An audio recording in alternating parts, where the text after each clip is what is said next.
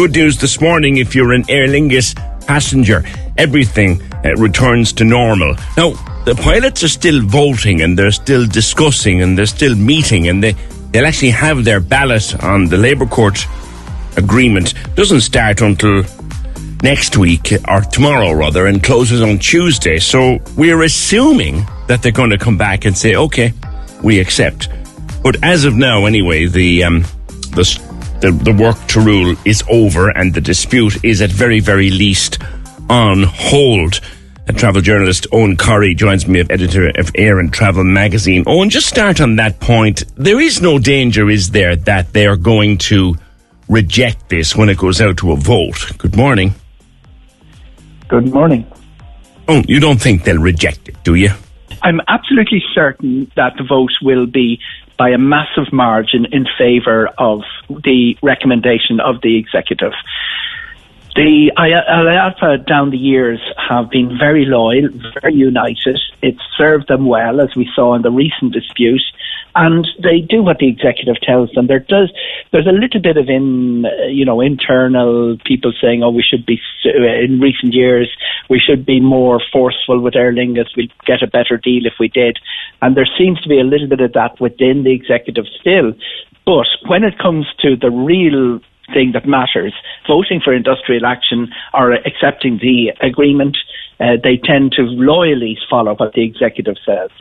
We were watching to see if the executive would come out with a recommendation, and indeed it did, and they have a tendency, like you say, to follow those recommendations. So they'll ballot over the next few days, but this is over now, is it, Eoghan, really? Absolutely. It's nothing to see, it's gone. Yesterday we saw the last draft of cancellations, including the 8:30 Cork to Heathrow flight. The industrial action, the work to rule that was causing Aer Lingus to preemptively cancel, that is over as of today. So normal services resume today.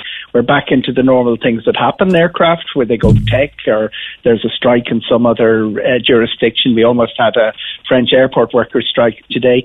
So we're back to normal services from Aer Lingus, and from customer's point of view, or from a passenger's point of view, the most exciting news is Aer Lingus has put a lot of fares into the market in a flash sale that you wouldn't have seen since last February. Just to fill planes that might otherwise be empty because so many people who were going to book didn't, or indeed who cancelled or were cancelled.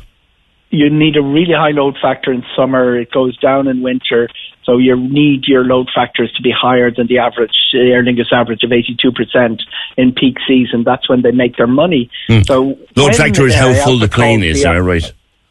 When IALPA called the action, maybe over 70% of those seats were sold. In some routes, a little bit more.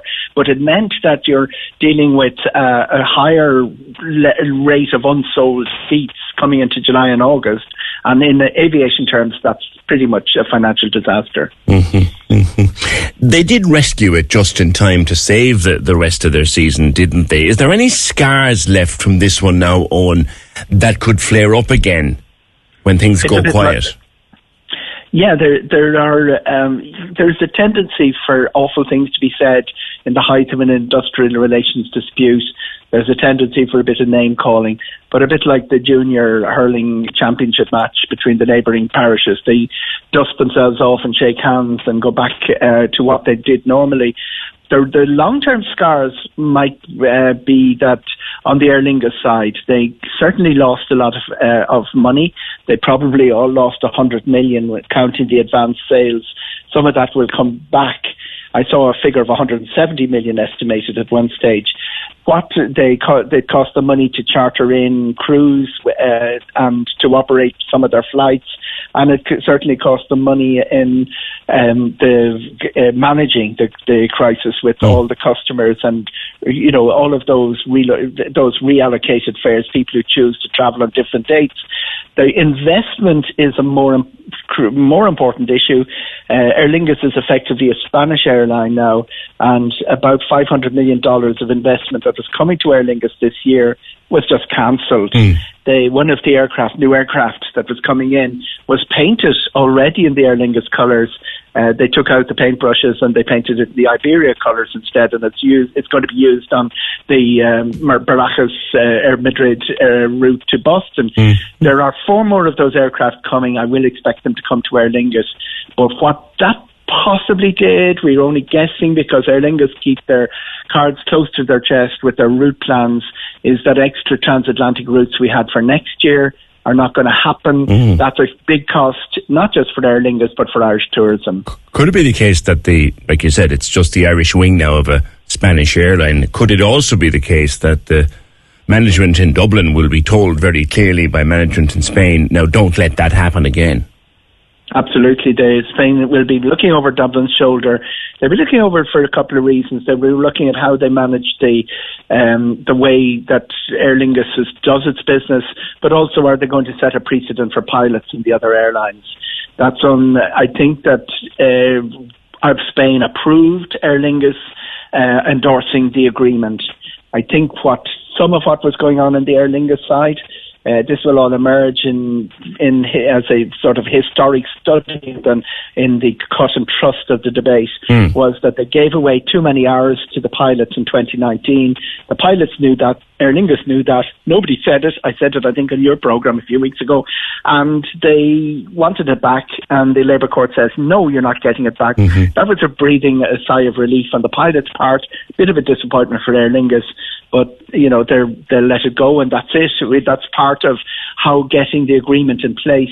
Another observation I'd make, PJ, is that if you had the level of the skill in February last that the Labour Court showed, the dexterity in looking at the agreement, and if you had that back in February, there wouldn't have been a strike, any reason for a strike in the first place. They took a 3-year agreement, turned it into 4 years, got the figures at 9% backdated and 8% forward dated, and turned it into 18%. Yeah. And as the listener and myself and yourself look at it, Aer Lingus offered 12, the pilots looked for 24, and the Labour Court got 18. It wasn't easy, but that's the difference between a skilled, experienced trade, industrial relations expert looking at the subject and what was going on in February, when I do think, and maybe I'm wrong, I do think we two inexperienced sets of negotiators on both sides, trashing around, doing the things that used to happen in the 1970s when everybody shouted at each other and there was a strike. It did get to a point, I think, last week, the week before, where the Labour Court used its powers under industrial relations law and said, right, you lot, in here, we're sorting it. And when they did that, that was the end of it. That's important, because if you look at reeling in the years, there were strikes, bin strikes, bus strikes, and when Bertie Ahern, when he was about 12 years of age, became Minister for Labour, one of the things he said about doing... one of the things, he was very incredibly, when you look back, he was incredibly young when he was promoted by Charles Haughey, I think it was at the time, or maybe even before, and he said that we've got to do something about labour law, because the only weapon a trade union has is a strike, and we've got to get something in place that people can talk to each other without going on strike all the time. And that's what we saw implemented in this pilots dispute. It's been there for decades. Yeah. The WRC, the Labour Court, there used to be a National Implementation Board which solved the pilot strike in 2008. And the problem was that the pilots in particular seemed to disregard that arbitration process, and that's where I talk about inexperience. Yeah. The previous pilots union executive who were deposed in a coup, they were much more cognizant of all those mechanisms, and at least it's done. At least it's done. Yeah, at least it's done now, which is good, and it won't come back again. Nothing to see, PJ, nothing to worry about. Good. Oh, and something else though. When I get on my flight that has been rescheduled and goes on my holidays, I mightn't feel very welcome in certain places, according to your latest piece in the Examiner. Tell me more. Yeah. Okay, my piece in the Examiner, which I went through what has been happening with the protests through Europe about over-tourism. We have seen over protests about too many tourists for decades. Nothing new about that. And we saw it erupting a little bit in 3 or 4 places across Europe: Barcelona, Venice, Dubrovnik. They're very easily named. This summer we've seen something a little bit different. We've seen places which depend on tourism organising protests against tourists. And the point I made in the Examiner is there are 2 important things. This is a new development, and it's not going to stop anytime soon, because we know from our experience in Ireland with other matters in the age of the internet how easy it is to get for a small group to start organising protests and gather momentum. And we've seen, there was one incident got a lot of publicity last week. It was where tourists were squirted with water on the streets of Barcelona. Not the biggest incident in the world. It's actually a little bit funny, and it got covered in the way that media organisations like we both work in always like a sort of a story that isn't that serious at the end of the bulletin. That's where it got in. But if it gets more serious, we are in trouble, because it doesn't take much for an attack on a tourist or something more aggressive to turn people off travel, or to make them rethink about travelling. I made it clear that this is not happening at the moment. The Department of Foreign Affairs has said there's no worry about over-tourism protests. They tend to happen during the day. The other point I made is that most of what we're seeing, there's some of it's ideological, that travel and tourism is bad. That's one of the sustainability debates. But most of what we're seeing is actually protesting not against tourists but against their own politicians, saying we can't get housing, our services aren't good enough, tourists are using these, do something about it. I was commenting on that in the Canary Islands during the last few months, Eoghan, where I said that I was back in Lanzarote last year for the first time in 10 years, and places that I used to walk, which were residential and quiet and off the beaten track, they're all now rented out. That is what people are protesting against. And I wouldn't have thought, I don't know if anybody listening to me overseas by the pool has had this experience, I hope they haven't, that you will never be made to feel unwelcome. No one will ever say to you, you're not welcome here. It's not happened, and you have to be careful as a country like we are, that people aren't making tourists unwelcome because of their colour or the comments that are made on the street. And, as things heighten up. But certainly that has not been the tourist experience, and the booking patterns, which, anecdotes, you might have someone phoning in saying they came across something, and that is always quite likely. But booking patterns are not affected by it. The 2.5 million Irish trips to Spain. Some people go 5 times, some people don't go at all.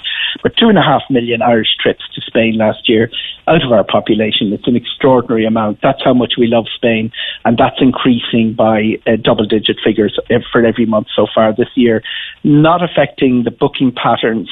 And as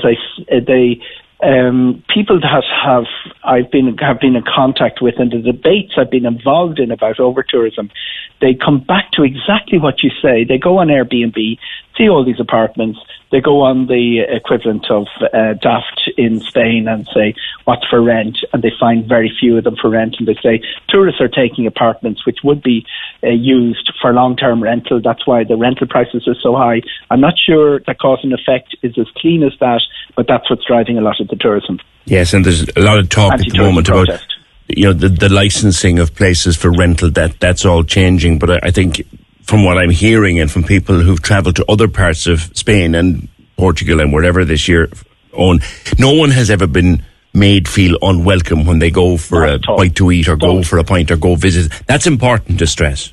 Don't. If you're thinking of going to Spain, Portugal, wherever, even Venice, the tourists aren't being made feel unwelcome. The squirting of the water in Barcelona, while it got a lot of publicity, a lot of people I know were in Barcelona last week and made feel as welcome as ever. The licensing and registration has a very important local dimension. The tendency has been by politicians to follow that logic that short-term rentals are bad, or take property away from long-term rentals and create the housing, are a contributor to the housing problem. We are seeing in Ireland and across many European countries, and Barcelona has led the way, a situation where short-term rentals are being curtailed by registration and by penalties and attempts to penalise or stop people doing short-term rentals. We have a hugely important holiday home rental market in Ireland. It looks like they're going to have to apply to the Department of Housing for planning permission and conditions, and the Department of Housing are going to be making the decision that properties in West Cork should not be allowed to be rented out to tourists. We saw a registration move in Scotland, and 83% of the properties in Scotland went off the tourism market overnight last October. It's a big danger, and unfortunately, the narrative has been strongly in favour of closing down holiday home rental in the hope that this will help the housing market. The evidence is that it doesn't, but the people like Moran Marcoux and the Irish Self-Catering Federation and people who have, put this is their pension. They've put 4 holiday homes together in a place that isn't near a city and nobody can commute from, and they're being told that either they're going to be nobody's been told they'll be shut down, but they're being told that the more onerous set of conditions are being put in place, and that will drive a lot of them from the market. Yeah, I've spoken to a few of them. Eoghan, thank you as always. Eoghan Corry, editor of Air and Travel